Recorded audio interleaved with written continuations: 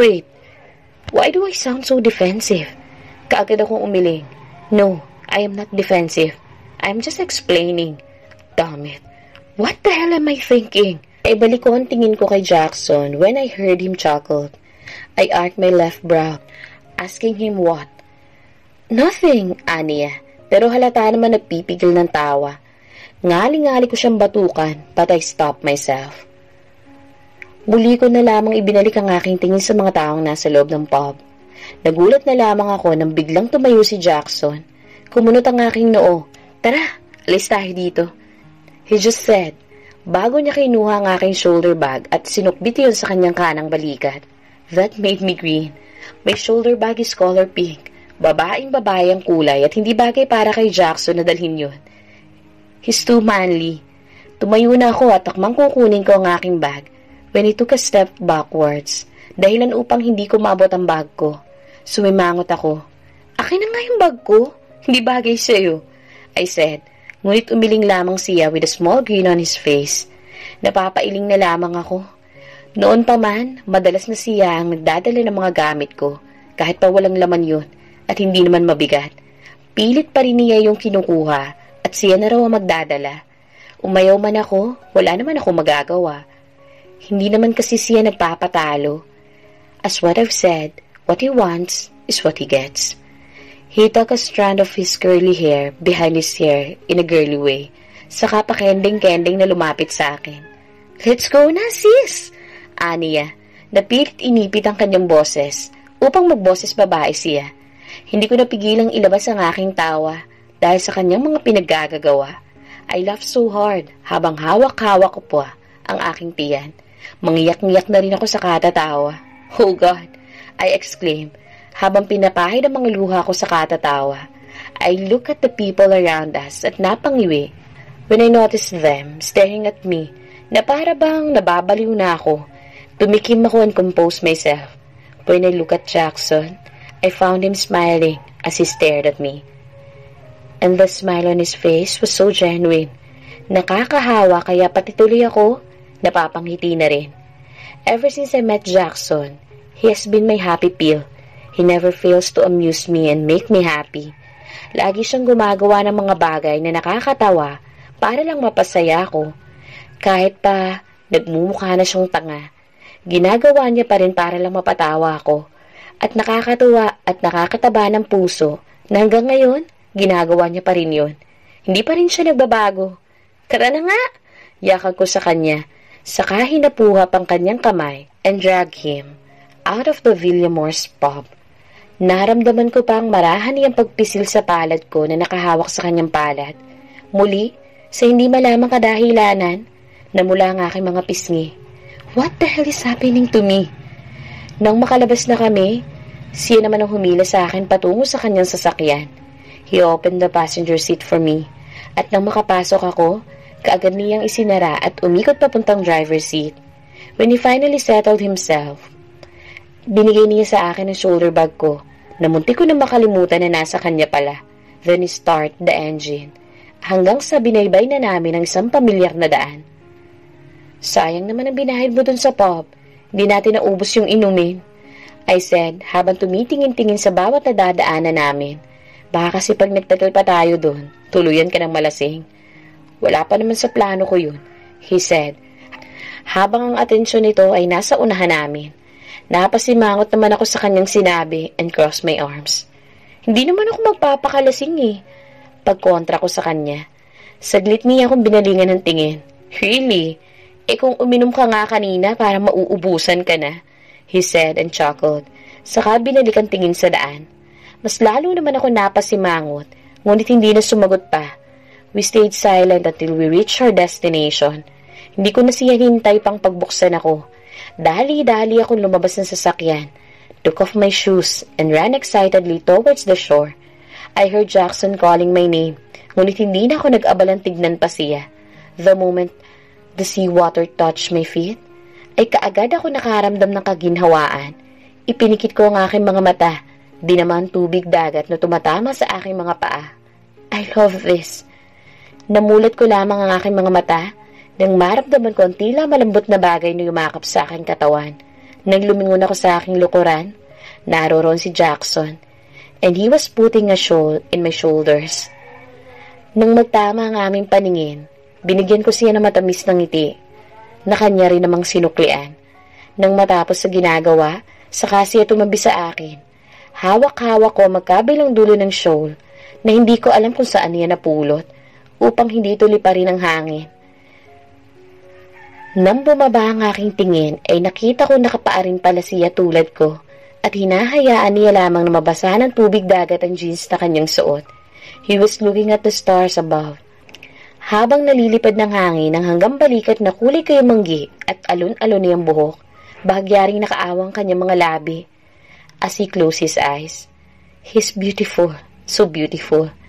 Tila isa siya sa mga Greek god na bumaba mula sa Olympus upang bumihag ng mga puso ng mga mortal na kababaihan. At nabihag ka niya, anang aking isipan.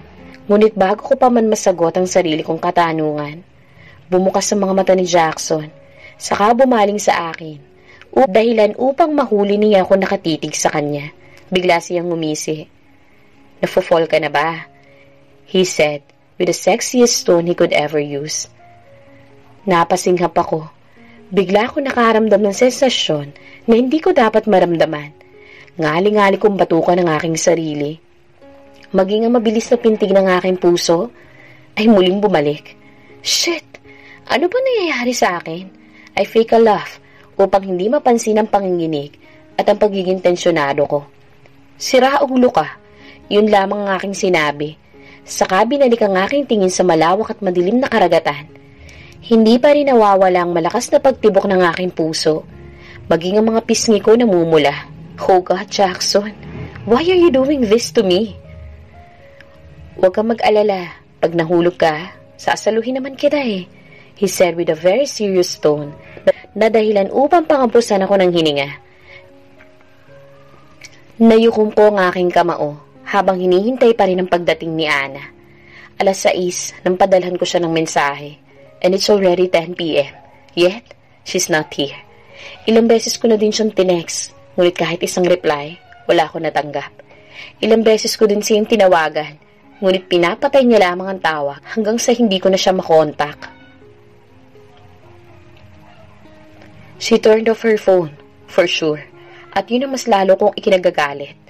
I thought we're already okay after what happened last night. But now, damn it, sinasadya niya ba to? Alam na alam niyang ayokong pinaghihintay ako. Pero yun ang ginagawa niya ngayon. Pero bakit hinihintay mo pa rin siya? Bakit nga ba hinihintay ko pa rin siya? I don't know. Ni minsan, hindi ko pa nagawang maghintay ng ganito katagal sa isang babae. Kahit pa kay Maristela, siya ang naghihintay sa akin. Hindi ako. Ngunit ngayon, what are you doing to Miss Selena? Because the last time I remember, I hated her to death. I don't give a damn about her. She's just my ex-wife. My fucking ex-wife. Your ex-wife that you've been fucking. Napahilamos ako sa aking muka. Alam kong mali. Alam kong hindi tama. Niloloko ko si Maristela. Ngunit sa tuwing nasa malapit si Selena, hindi ko mapigilan ng sarili ko na makaramdam ng pagnanasa. Pagnanasa na kahit kailan, hindi ko inisip na mararamdaman ko sa kanya. I don't know what Selena is up to. Hindi ko alam kung totoo bang andito lang siya para magbakasyon. Dahil kung iyon lamang ang rason niya, bakit kailangan sa amin siya manatili? Lalo na't alam niya magkukrus ang aming landas. Is she doing this to seduce me? Para sirahin kaming dalawa ni Maristela? Hindi pa rin ba siya nakaka-move on? Mahal niya pa rin ba ako? Or is she just doing this to get even? But whatever her reason is, it wouldn't change the fact that I am lusting over her. She's like a drug to me. Alam kong masama, ngunit napakasarap. Para siyang droga nung natikman ko na, hinahanap-hanap ko. She's a drug, and I am addicted to her. Isang oras pa ang aking hinintay, bago ko nagdesisyong umalis at umuwi. Bago ko paandarin ang aking kotse, chinek ko muna ang aking cellphone. Napamura ako na makitang tinadtad ako ng text and calls ni Maristela. Siguradong galit na naman siya ngayon at mag-aaway na naman kami bukas. And damn me, ngunit mas inaalala ko pa kung nasan si Ana ngayon at anong ginagawa niya. Bakit hindi siya sumipot? Why isn't she answering my calls? Why did she turn off her phone? Shit! That woman is driving me nuts. Bago ko pinaandar ang aking kotse, muli kong sinubukang tawagan siya. Ngunit katulad kanina, hindi ko pa rin siya makontak. Sa inis ko, naitapon ko ang aking cellphone sa backseat at napahampas sa manibela. I rested my back on the driver's seat at ipinikit ko ang aking mga mata. I need to calm my nerves. Ngunit hindi ko yun nagawa nang sumagi sa aking isipan si Ana kasamang ibang lalaki. Touching her luscious body and fucking her. That scene on my mind just made me furious. I opened my eyes, saka pinandar ang aking kotse. Mahigpit ang kapit ko sa manibela habang tinataha ko ang daan patungo sa bahay. Humanda sa akin ang babaeng yun. I will punish her for making me wait. I will punish her for driving me crazy. Malapit na ako sa bahay nang mapansin ko ang isang kotse na nasa tapat ng gate. Kumunot ang aking noo. May bisita ba? Nang ganitong oras? Nang malapit na ako sa kotse, naaninig ko ang dalawang tao na nakatayo sa harap ng gate. They were almost kissing. Bumaba ako sa aking kotse upang lapitan ng dalawa at parang umakyat ang lahat ng dugo ko sa aking ulo when I recognized them. It was Selena and Jackson, and they were almost kissing. Naiyukom ko ang aking kamao. There's this strong urge na sapakin ko si Jackson and beat the hell out of me. Ngunit pinigil ko ang aking sarili, kahit pa nanginginig ang aking katawan sa sobrang galit. So, she ditched me to be with Jackson. Parang gusto kong pumatay ng tao. Calm down, Lucas. Calm down. That's what I keep on chanting. At kahit papano naman, kumalma ako. Tumikim ako upang kunin ang atensyon ng dalawa. Kaagad naman na bumaling ang tingin nilang dalawa sa akin. Una kong tinitigan si Selena. Nakataas ang isang kilay niya habang nakatitig sa akin na mas nakapag-init ng dugo ko. How dare her to act like that ngayong siya itong may kasalanan sa akin? Inilipat ko ang aking tingin kay Jackson. Wala akong nababanag na kahit anong emosyon sa kanyang muka. Matagal-tagal na rin mula nang huli kami magkita. We were friends way back in college, but everything has changed since Ana and I got separated. Alam kong galit siya sa akin dahil sa mga ginawa ko kay Selena. Ngunit wala akong pakialam. It is my life and I can do anything I want. Hindi rin naman ako tanga at manhit para hindi makitang may pagtingin siya kay Ana noon pa man. At mukhang hindi pa rin yung nagbabago. Nakaharang kayo sa daan, I said coldly. Pinanatili kong pormal ang aking muka. Kahit ang totoo, gusto ko nang hilahin si Ana mula kay Jackson at sapakin ang gagong to. Bago pa sila makasagot, bumalik na ako sa aking kotse. Tinignan ko silang dalawa. They were talking. It looks like nagpapaalam na si Jackson. Nang bumaba na naman ang mukha ni Jackson at plano atang halikan si Ana sa pisngi, bumusina ako ng sunod-sunod na ikinagulat nilang dalawa at sabay na napatingin sa akin. Hindi ko tinigil ang pagbusina hanggang sa wakas, pumasok na si Jackson sa kanyang kotse. Pinaandar na iyon. Selena even waved goodbye to him bago tumingin sa akin at binigyan ako ng matalim na tingin bago tuluyang pumasok ng bahay. Nang maipasok ko ang kotse ko sa loob, kaagad akong bumaba at mabilis ang hakbang na pumasok ng bahay. Muli kong naiyukom ang aking mga kamao nang maabutan ko si Ana na pumapanik na patungo sa ikalawang palapag. I walked fast towards her at bago pa man siya makapasok sa kanyang kwarto, hinablot ko na ang kanyang braso. Bago pa man siya makapag-react, nahila ko na siya papasok sa aking silid. Saka ko lamang siya binitawan nang nasa loob na kami. I locked the door without taking my eyes off her. Hawak-hawak niya ang kanyang braso na namumula dahil sa higpit ng pagkakahawak ko. Matatalim ang kanyang mga mata nang tumingin siya sa akin. What is your problem? Singhal niya sa akin. Tumiim ang aking mga bagang as I walked towards her. Hindi naman siya natinag sa pagkakatayo. Wala rin ako nababanag na takot sa kanyang muka. Hindi kagaya noon na tuwing nakikita niyang galit ako, nanginginig na siya sa takot. Now, she looks so brave. Na kung galit ako, mas lalong galit siya. The weak and scared Ana is now gone. It was replaced by a stronger and bolder Ana. Where the fuck have you been? And why are you with him, huh? I asked through gritted teeth. It's none of your business, Lucas. Singhal niya, at akmang lalagpasan ako upang lumabas ng aking kwarto. Ngunit hinigit ko naman ang kanyang braso na nagpaigik sa kanya. Iwinaksi niya ang kanyang braso na hawak ko dahilan para makawala siya. Saka ako binigyan ng isang malakas na sampal na nagpabingi sa aking muka.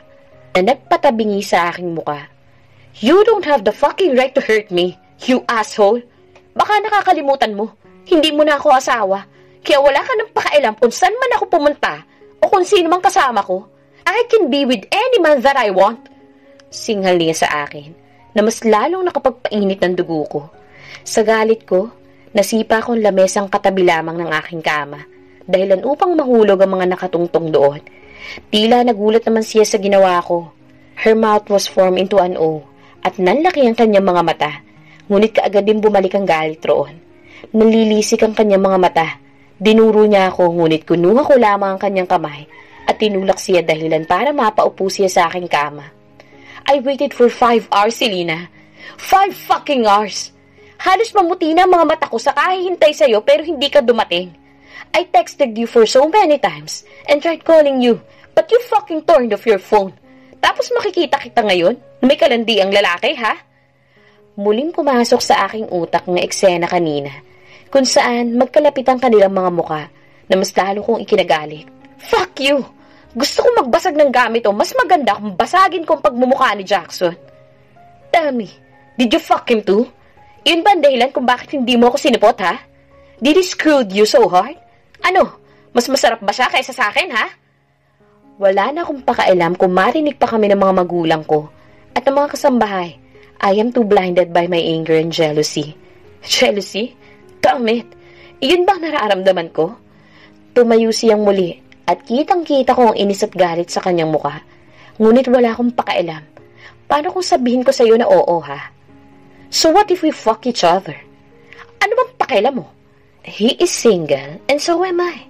Kaya pwede namin gawin ang kahit na ano. He can fuck me and I can fuck him. We're single and we're both consenting adults.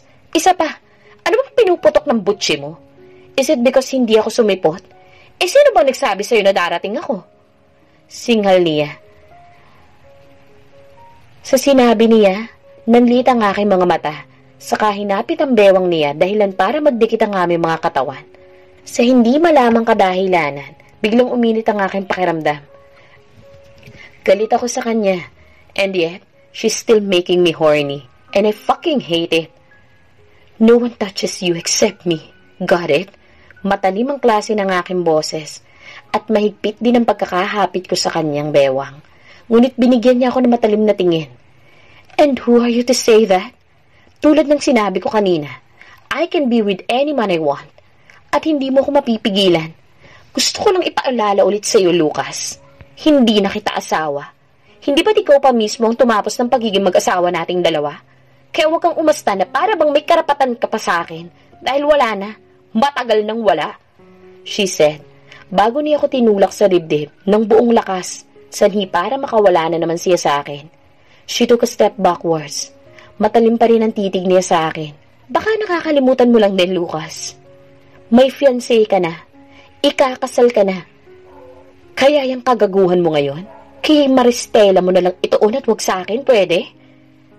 Lumaban ako, nakipagtitigan sa kanya. Kitang-kita ko ang galit sa kanyang mga mata, na siguradong nakikita niya rin sa akin. I took a step towards her. Matiim ang aking tingin sa kanya, habang magkalapat ang aking mga labi. Nakayo ko mga aking kamao. Nang malapit na ako sa kanya, muli ko siyang hinigit sa bewang. Idiniin ang aking pang-ibabang katawan sa kanya, na nakapagpasinghap sa kanya. I smirked evilly, then caressed her soft and blushing cheek down to her lips.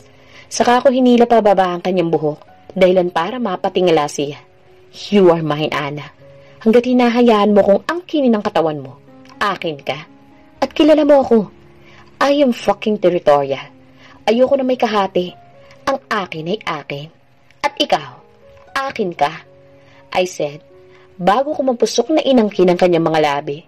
Mali ito, but as of what I've said, Selena is my vitamins, and I am addicted to her. Mali na kung mali, pero akin lang siya. Akin lang si Selena.